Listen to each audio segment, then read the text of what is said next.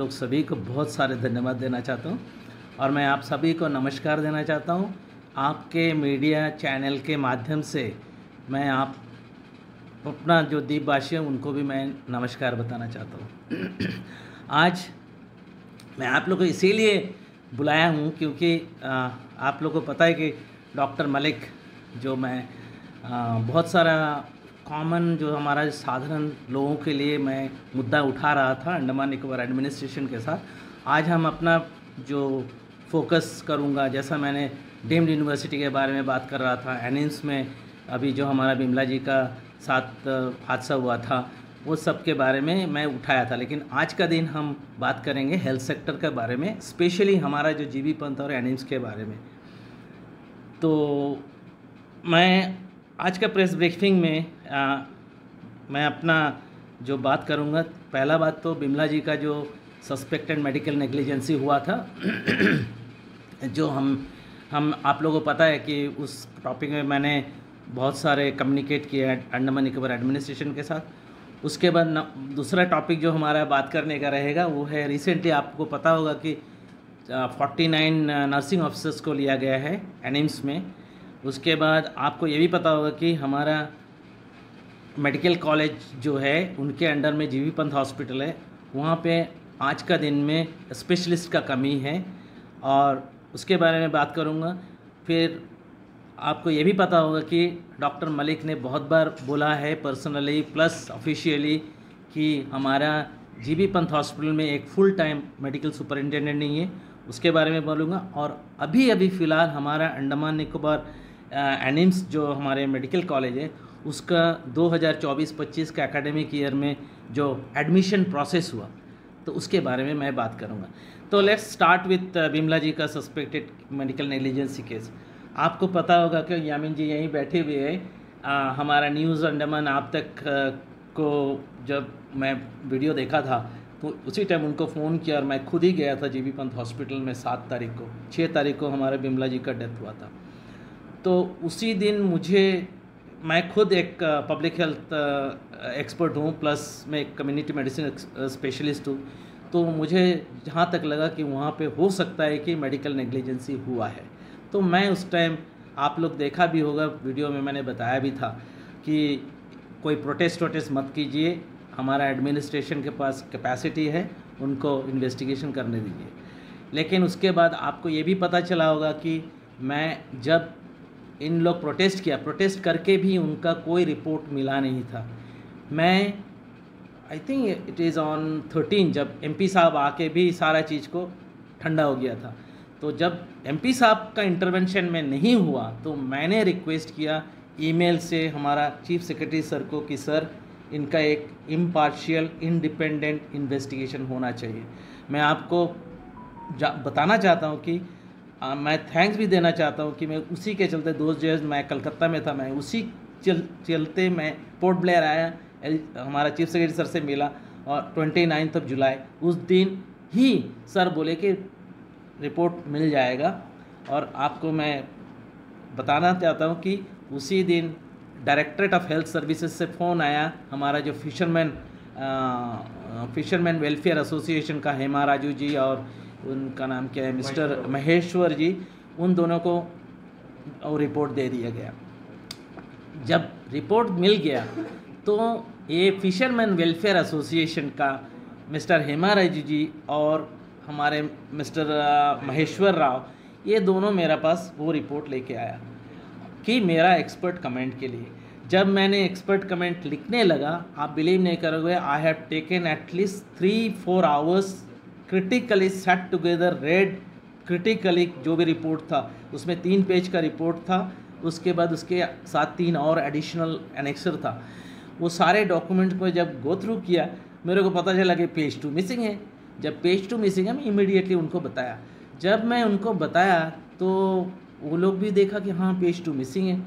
तो फिर हमारा हेमा राजू जी गए डायरेक्टरेट ऑफ हेल्थ सर्विसेज से बात करने की कोशिश की, हमारा जो current duty charge CDC directorate of health services से हमें बताया गया कि वो बोले कि आप जाके एनिम्स का डायरेक्टर से मिलिए। अब ये बात है 1 तारीख को मैंने उनको बोला कि नहीं है और हेमा राजू जी कोशिश कर रहा है 2 तारीख से। 3 तारीख को जब उसको नहीं मिला तो वो ऑफिशियली एक लेटर भी दे दिए, इसके बाद भी उनको नहीं मिला। फिर मेरे को लगा कि नहीं, ये तो गलत हो रहा है।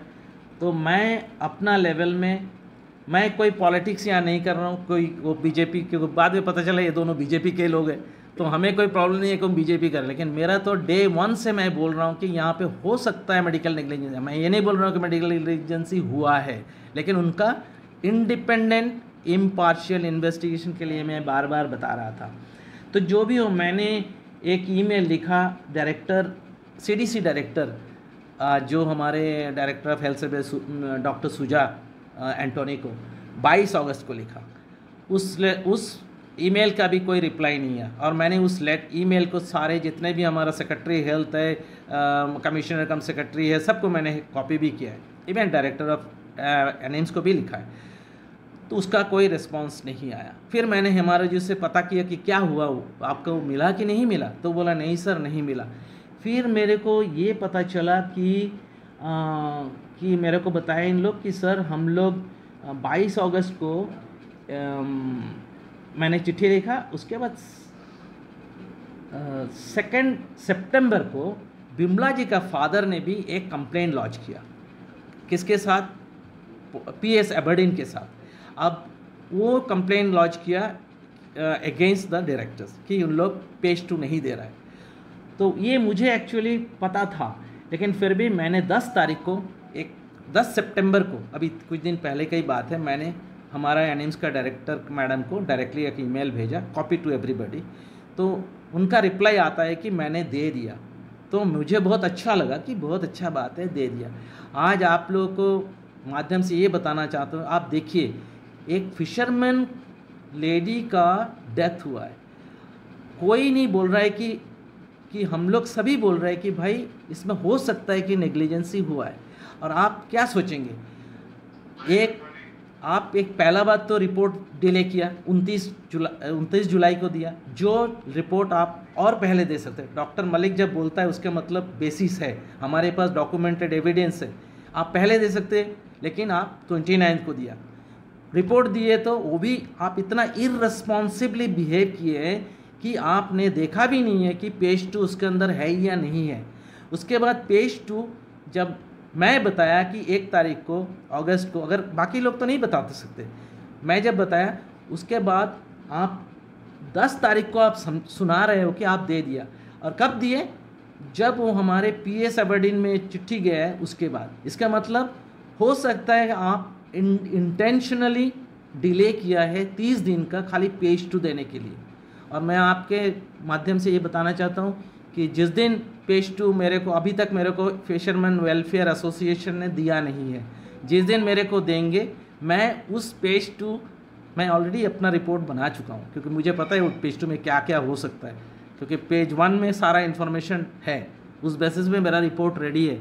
और वो रिपोर्ट मैं अंडमान निकोबार एडमिनिस्ट्रेशन को दूंगा, मेरा जो एक्सपर्ट रिपोर्ट रिकमेंडेशन, और ministry of health and family welfare को भी बताऊंगा, प्लस नेशनल मेडिकल काउंसिल जिसका नॉर्म से हमारा GB Pant animes medical college चलती है। तो मैं आप लोगों को बड़ा दुख से बोल रहा हूँ कि हमारे फिशरमैन लोगों को प्रति जो बिहेवियर हुआ अंडमान एडमिनिस्ट्रेशन का, मुझे लगता है और डिफरेंटली कर सकता था। लेकिन आज आप ये तो मतलब प्रूफ कर दिए कि हम आपका रिक्वेस्ट को इग्नोर करते गया। फाइनली 40 दिन 50 दिन बाद में आप एक रिपोर्ट दिया। अब जिस दिन मेरे पास रिपोर्ट का पेज 2 आएगा, अगर वो फिशरमैन एसोसिएशन चाहता है कि हम अपना कमेंट दें तो मैं दूंगा। उसके बाद आप लोग को मैं फिर आपको बुला के उसका अपडेट करूँगा। तो ये टॉपिक के बारे में तो हमने जितना मुझे बताना चाहिए था तो हम बोले। फिर हम लोग अंत में हर टॉपिक में अगर कोई डिस्कशन या क्वेश्चंस रहेंगे, या तो फिर अभी आप हमें पूछ सकते हैं क्वेश्चन इस पर्टिकुलर टॉपिक में। अच्छा, बाद में करेंगे। सर ये सेकंड पेज कब तक मिलेगा सर? सलमान काट देना, बाद में बोल रहे हैं कि बाद में करेंगे, बाद में क्वेश्चन बाद में रखेंगे, ठीक है? ये काट देना।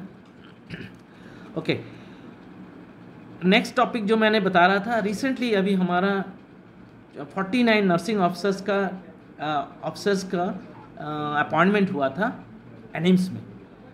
आप लोग को पता होगा कि इसमें मेरे को बहुत सारे कॉल्स आया है, ऐसे ही बोला कि सर आप ही जो है एक इम्पार्शियली आप इसको टेकअप कर सकते हैं, हमारा नाम मत लीजिए। मैं बोला हम ज़रूर करेगा, देखो हमें आपको ना मिला हूँ ना कभी देखा हूँ, मैं टेकअप करूँगा। और इस पर्टिकुलर सिलसिले में जब मेरे को पता चला कि हमारे जितने भी बच्चे अंडमान के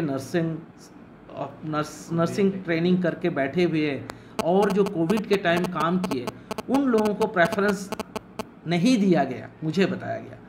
तो मैंने बोला कि ये तो गवर्नमेंट ऑफ इंडिया का एक रूल है, मतलब एक सर्कुलर है जो हमारा ऑनरेबल प्राइम मिनिस्टर जी ने उनका सर्कुलेट किए थे कोविड के टाइम में, तो इनको प्रेफरेंस देना चाहिए।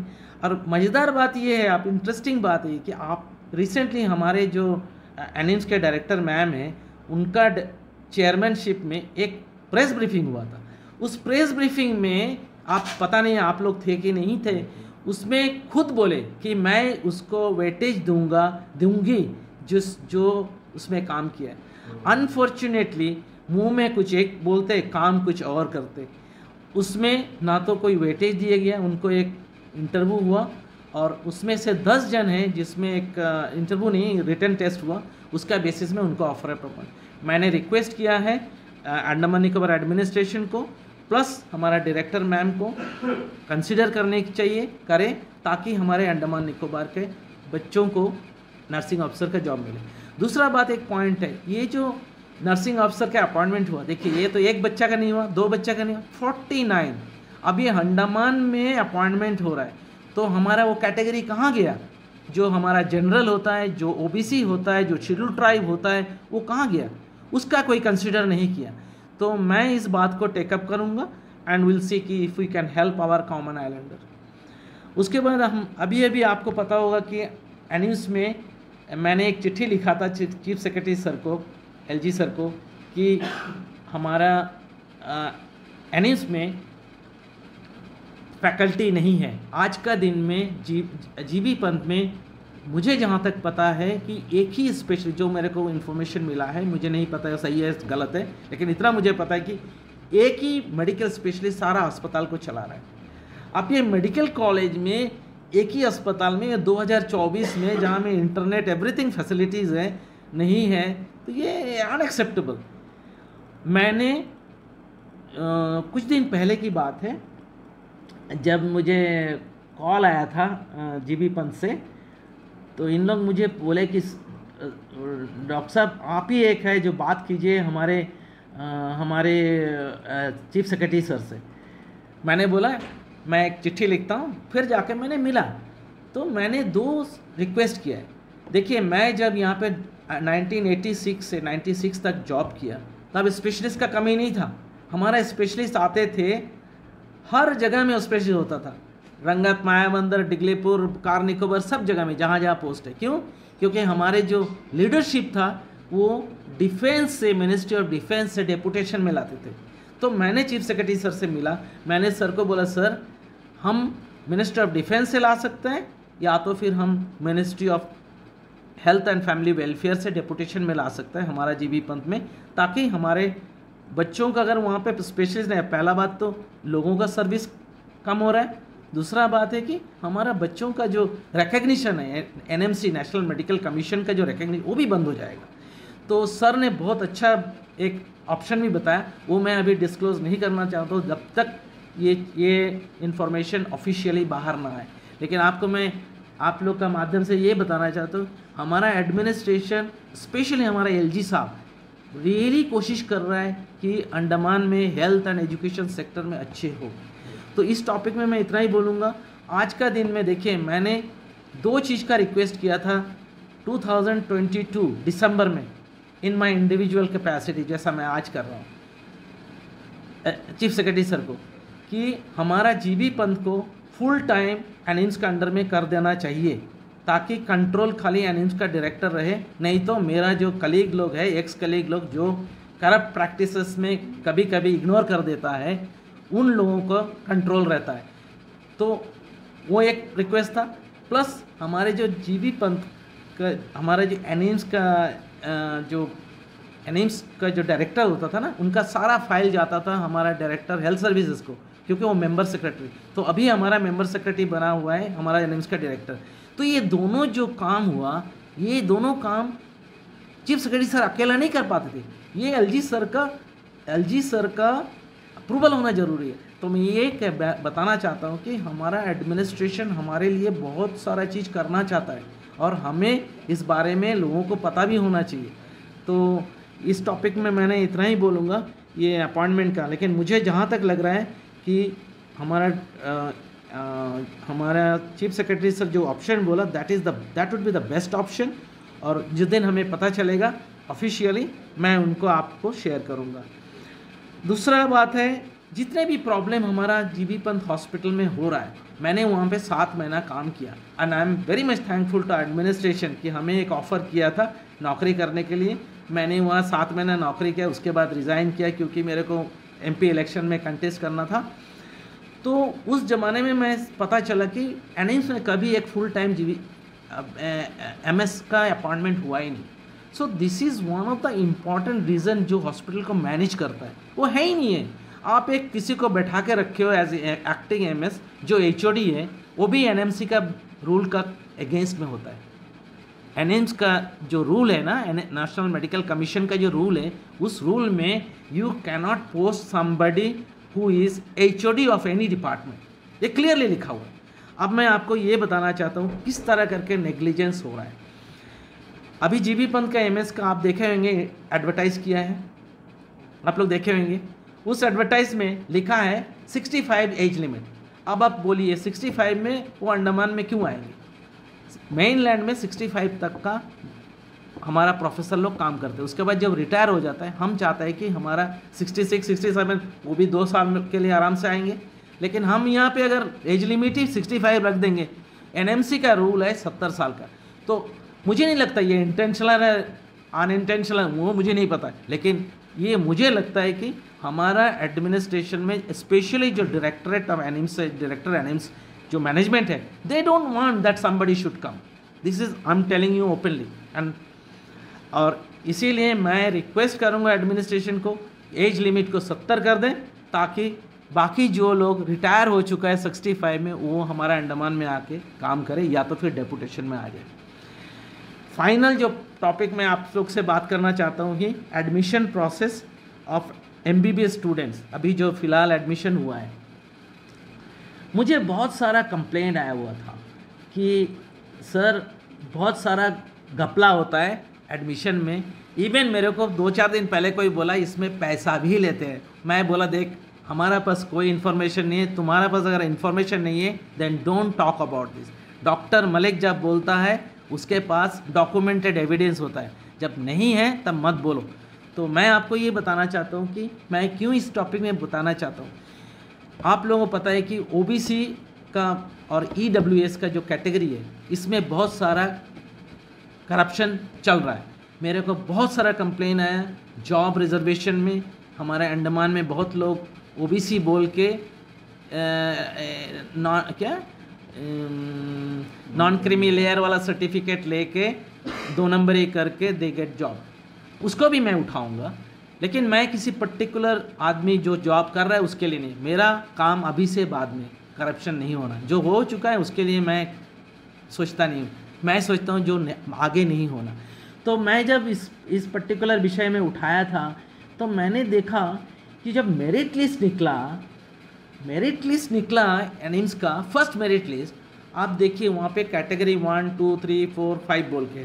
अब कैटेगरी 5 जो होता है, वो कैटेगरी 5 में उसी बच्चा लोग को नाम आएगा जब बाकी सारा कैटेगरीज में एक्चुअली हमको कंफर्म हो गया कि कैटेगरी 1 में हमारा सिलेक्शन 10, मान लो 10 जन का हो चुका है।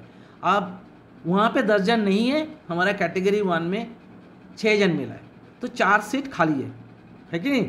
अब ट्राइबल का एक ग्रुप है, उसमें हमको पता ही इस बार 5 जन का है, लेकिन 18 सीट है, वहाँ पे 12 खाली हो गया।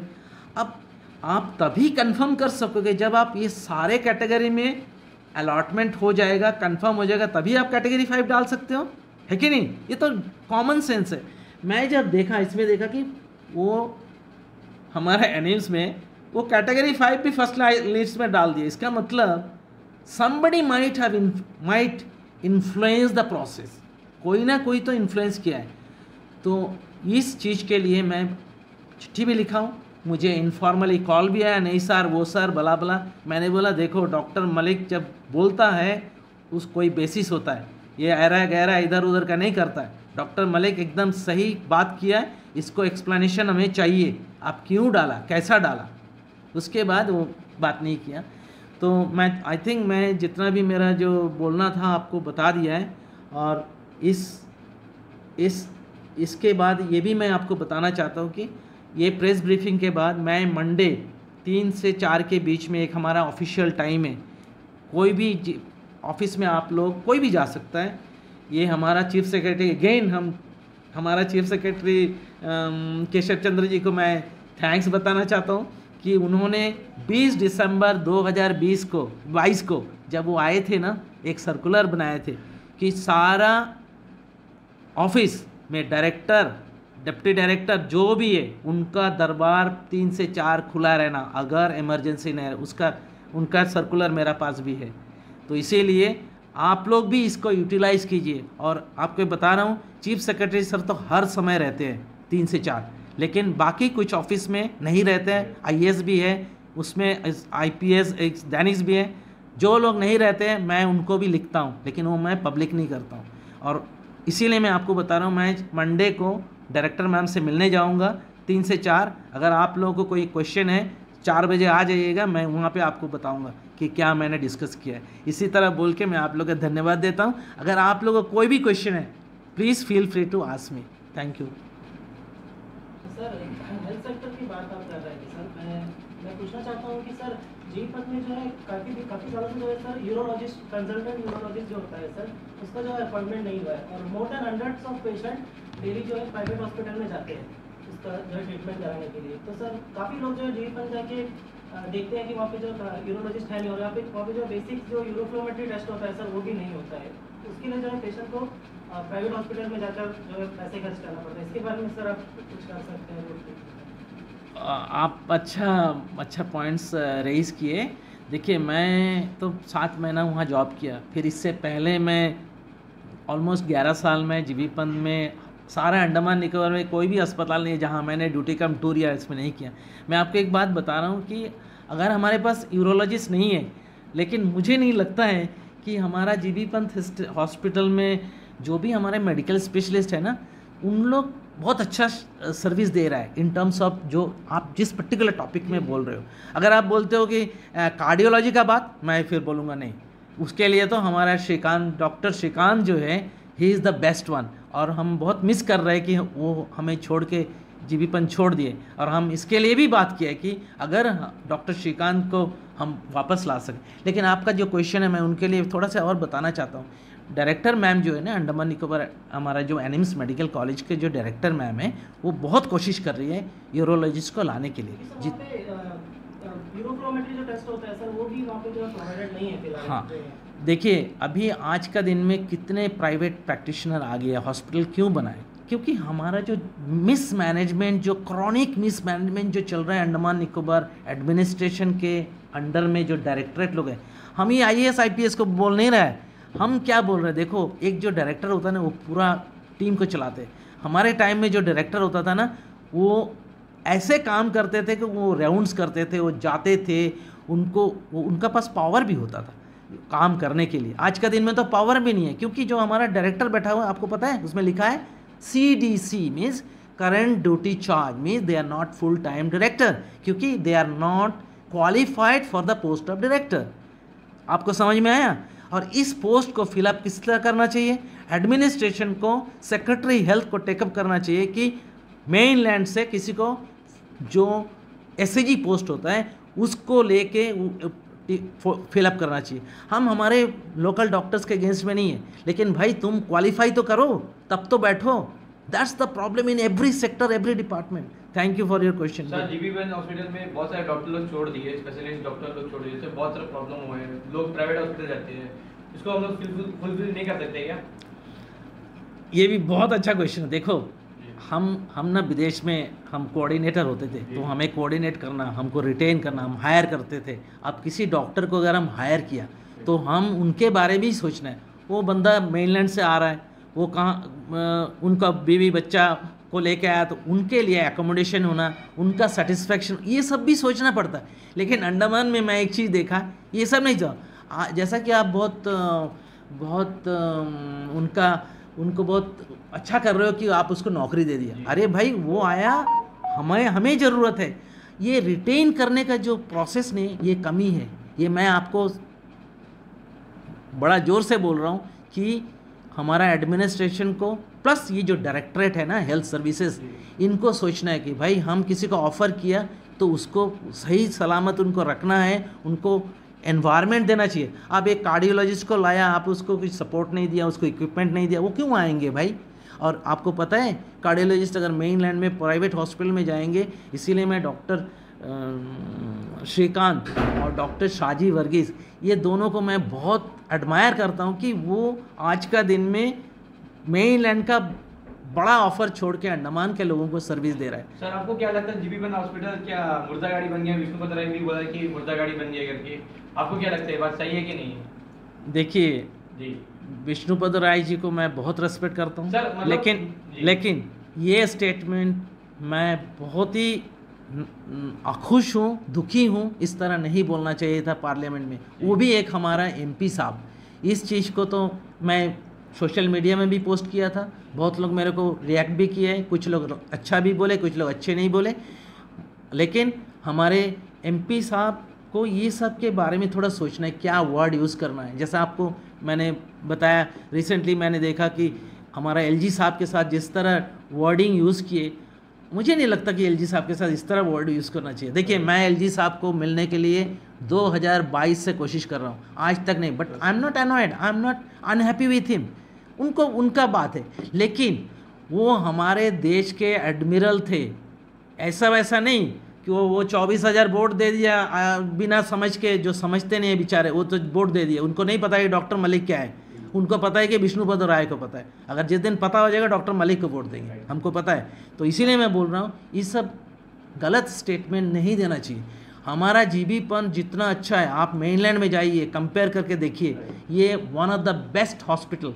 मैं जब नौकरी करता था 95, 96 to 86 से, उस ज़माने में बेस्ट हेल्थ सर्विस डिलीवरी का नाम में जाना जाता था अंडमान निकोबार आइलैंड का एडमिनिस्ट्रेशन का डायरेक्टर। हम लोग भी यहीं पैदा हुए सर, और प्लस ये अभी के जो जीबी बन रिस्ट्रिक्शन है, आपको लगता नहीं कि इसके बाद में जीबी बन का नाम सही होएगा या नहीं होएगा?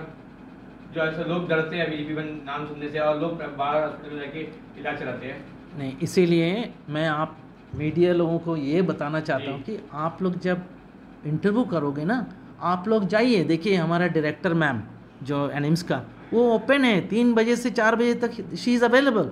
आप डॉक्टर सुजा अंतोनी के पास जाइए, उनसे बात कीजिए, कभी नहीं ना बोलेंगे, उनसे बात कीजिए, जो सही इन्फॉर्मेशन हो दीजिए। कोई स्पेसिफिक आपका न्यूज़ चैनल है और कुछ स्पेसिफिक लोग हैं, उनको तो मैं जब सुनता हूँ उसको लगता ही है कि जीबीपंथ का नेगेटिव बताते रहो। तो जीबीपंथ में अच्छा काम भी होता है, वो लोग बताते क्यों नहीं है? वही तो मैं बता रहा हूँ बेटा, कि इनका प्रॉब्लम ये है ना कि इन लोग इम्पार्शियल नहीं है। डॉक्टर मलिक जो है वो इम्पार्शियली बोलता है और वो बोलते रहेगा, क्योंकि हम अपना सेल्फ रेस्पेक्ट को कॉम्प्रोमाइज़ नहीं करते, वो कोई भी हो। और कोई क्वेश्चन? सर मैं आपसे एक सवाल पूछना चाहता हूँ। आज जो है अंडमान निकोबार में सबसे बड़ा हॉस्पिटल 11 चरवा में बनता है, 7 साल हो चुका है। जनता का ये कहना है कि आज तक ये मेडिकल ओपनिंग क्यों नहीं हुआ, इसके बारे में आप क्या कहना चाहते हैं? Salman, very good question. पहला बात तो हम करेक्ट करना चाहता हूँ, सबसे बड़ा डिस्ट्रिक्ट हॉस्पिटल नहीं है, नहीं कॉलेज बनने का है। अंडमान में एक है रेफरल हॉस्पिटल, वो है जीबीपंथ, जो पहले डिस्ट्रिक्ट हॉस्पिटल होता था। अभी डिस्ट्रिक्ट हॉस्पिटल, क्योंकि हमारे अंडमान में 3 डिस्ट्रिक्ट है, नॉर्थ मिडल में है मायाबंदर में, निकोबार ग्रुप के लिए निकोबार में, उसी तरह साउथ अंडमान के लिए हमारा जो बनने वाला है, जो आप बोला 7 साल लग गया, मुझे नहीं पता था कि 7 साल लगा, आज तक नहीं बना, मैं तो यहाँ नहीं था, तो 7 साल से ये बन रहा है, ये तो मेरे को सरप्राइज़ लग रहा है। फंड तो आ चुका है सर। तो अभी सुनो, तो आज के दिन में वो अभी तक ओपन नहीं हुआ, लेकिन हम आज बात कर रहे हैं जीबी पंत हॉस्पिटल, जो रेफरल हॉस्पिटल है, टीचिंग हॉस्पिटल है, वो डिस्ट्रिक्ट हॉस्पिटल से एक लेवल ऊपर है। समझ गए ना सर? आपका पहला टॉपिक था बिमला जी को लेकर, उसके कंपनसेशन के तौर पर एलजी रिलीफ फंड से कुछ 3 लाख रुपए उनके फैमिली को दिया गया है। तो क्या हम ये समझे कि मेडिकल नेग्लिजेंसी हुई है इसलिए उनको रिलीफ से फंड दिया गया है?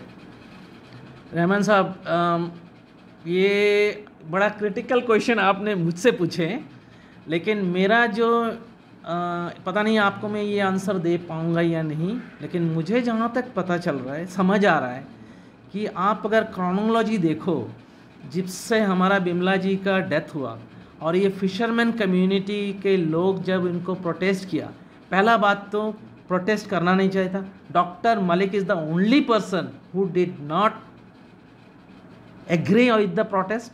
मैंने बोला इनको, प्रोटेस्ट का दिन भी मैंने बोला कि इन लोग मार खाएगा क्योंकि इन लोग गलत तरीक़ा से प्रोटेस्ट कर रहा है। हमारा administration they want to help us, लेकिन सही तरीक़ा से उनके पास जाना है। तो वो जो 3 लाख आप बोल रहे हो, मुझे ये भी देखा मैं वीडियो में कि वो हमारा डीसी सर, हमारे एलजी सर, क्या सीएस सर क्रमेशन में भी गए, तो मुझे बड़ा अजीब सा लगा। अब ये 3 लाख वो कंपेंसेशन के चलते हैं, मुझे नहीं पता, लेकिन एक बात कंफर्म है कि हमारे बिमला जी का केस में डायरेक्टरेट ऑफ हेल्थ सर्विसेज और एनिम्स का मैनेजमेंट डिले किया है रिपोर्ट देने के लिए, और मेरा उनका जो कमेंट्स मैं दूंगा, तब आप लोग मेरे पास आइएगा, मैं उनको क्लियरली बताऊंगा क्या क्या हुआ है, क्या क्या नहीं हुआ।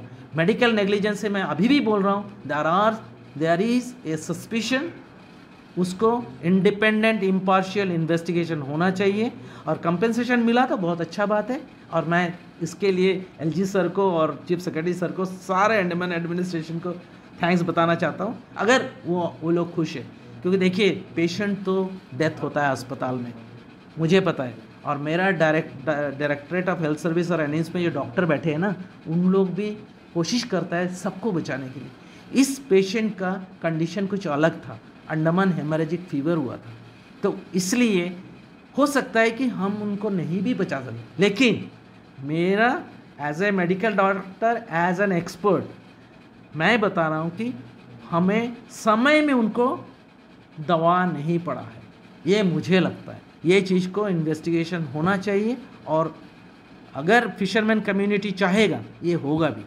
मैं चाहूँगा, शायद नहीं भी मैं कर सकता हूँ, क्योंकि मैं तो इंडिविजुअल कैपेसिटी में। अभी जो 49 नर्सिंग स्टाफ को हाँ, लिए हैं, हाँ, उसमें बताया गया था कि जो कोविड के टाइम में जो काम किए थे उनको प्रेफरेंस देंगे, और आप अभी बताएं कि उनको उसमें नहीं लिया गया है बहुत सारे नर्सिंग स्टाफ को, तो उनके लिए आप क्या कदम उठाएंगे सर? क्या उनके लिए आप में आप कार्रवाई कर रहे हैं सर? रहमान साहब, वही तो मैं बोल रहा हूँ, मेरे को पहले तो मेरे को कोई फ़ोन किया कि सर ऐसा ऐसा है, हम लोगों को कोई प्रेफरेंस नहीं दिया, कोई नर्सिंग स्टाफ नहीं किया, क्योंकि मैं वहाँ नौकरी करता था। तो मैंने बोला तो ये तो गलत है। तो फिर मेरे को फिर दूसरा ने फ़ोन करके बोलते, सर डायरेक्टर मैम ने तो हम लोग को स्पेसिफिकली बोला था उसका वेटेज देंगे। Then I go back to that video interview, आप लोग जो थे उसमें वो देखा, तो उसमें तो सही हमारा डायरेक्टर एनिम्स का मैम ने तो बताई थी, but unfortunately they did not consider. और मैं इसीलिए मैं बोल रहा हूँ, मैं आज आप लोग के साथ जो प्रेस ब्रीफिंग हो रहा है, इसके बाद मैं मंडे 3 बजे जाके मैम से मिलूँगा, मिल के ये सारा टॉपिक में मैं बात करूँगा, and if I am satisfied, not satisfied, वो भी मैं आप लोगों को बताऊँगा। मैं रिक्वेस्ट करूँगा, आप आइए, उधर ही मिलेंगे, रास्ता में खड़े होकर हम इंटरव्यू दे देंगे आपको। Thank you.